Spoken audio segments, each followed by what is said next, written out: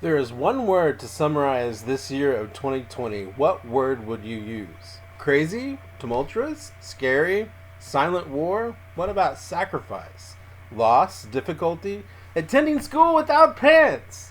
These are all words I have heard come from students and teachers alike that I know personally. The one word I would use is fight. Fight for more than survival, but fight to thrive. We have all had to adjust to changes this year, and I think our little ones may have had to make more adjustments and sacrifice than most of us realize. And yet, we have all adjusted to meet the challenges in front of us. The biggest challenge in front of this generation is the statistic of a declining education system, a challenge that has been ongoing for decades. Prior to the decline, we had a cultural shift to the social structure of this country. Family was the center of the education system, and the parents held the primary responsibility to educate their children. As we have taken on busy lives in this industrial revolution, that responsibility has transferred to the government. Teachers have become the parents of 30 plus children each, not having the time to give the individual child the attention they individually need. There, however, is one model of education that sticks out of the crowd. Homeschoolers for decades have had higher test scores and statistically been more successful in life in general as adults. The current pandemic has forced us into a blended homeschool model, one I have heard many positive comments on from students and teachers alike. They also more commonly complain about the struggle and fight to change, but the overall benefits are positive. Positive benefits similar to what the average test scores are for homeschoolers as shown in this graph. And on this side is the traditional system, and this side is for where homeschoolers results, and it's noticeably higher. My first goal of the speech is to persuade you of the benefits of an informal model of education that is similar to homeschooling. Second, I will show the inadequacies of the current formal education model. Finally, I will review how the informal model opens up opportunities for students to explore their talents and abilities.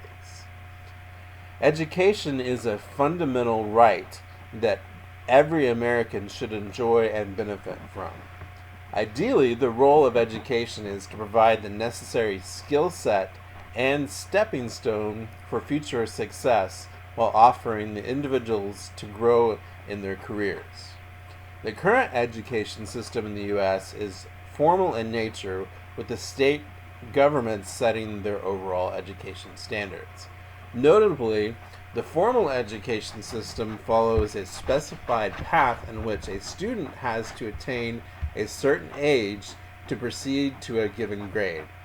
The preschool education is offered to students in the ages of 3 to 5 years, after which they attend the compulsory education that is elementary school, middle school, and high school. One of the most conspicuous elements of this education system is that it applies standardized tests as a key aspect to determine the effectiveness of the educators. Moreover, it is used to grade students accordingly to their academic abilities. However, evaluating students solely on their academic abilities in a standardized way has been identified as a major hindrance to diversity and growth of gifted students. This disadvantage gives some students is the primary reason why the United States needs to exploit alternative education systems, specifically an informal model.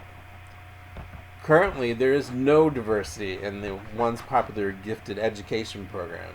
The once popular tag initiative that separated students for the sake of individualized learning initiative is no longer very effective. Educators argue that this program has grown monotonous, outdated, and unattractive in the contemporary American education culture.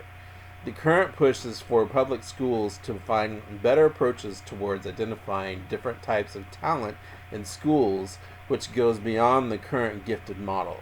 Protagonists of education reforms argue that the current program does not mirror the dynamic and ever-evolving contemporary student body and their needs. For example, there have been giant leaps in technology over the past few decades, which means that disciplines have opened up that did not exist 20 years ago. Students now may indulge in talents that did not exist before, such as coding and computer programming. Whereas these areas of study are relatively new, the existing protocols to identify such gifts in students have not yet been put into place, which means that they may go undetected and end up wasted. With an informal approach to education, this problem will be solved and students will have better opportunities to pursue things that appeal to them from an early age. The advantage of taking this approach is that they embark on their area of preference early enough to allow the development of mastered skills and talent right from an early age, hence fostering specialization. In his book Education in America, Stephen Meyer, 2019, describes informal learning as an learning that does not follow the traditional expectations of education. It postulates that the main difference between informal and formal learning is that the former does not include specific set objectives as for learning outcomes expected, whereas formal education involves goals, objectives, and expected outcomes. Informal learning is not even intentional from a student's standpoint. Moreover, Meyer 2019 also notes that traditional education was teacher-centered, where with the educator serving as a knowledge provider, and the student coming in for knowledge acquisition. The informal approach is different, with the learning defined as a continuous process characterized by participation and knowledge creation. This means that formal education is dependent knowledge acquisition, while informal education relies on collective and continuous knowledge creation.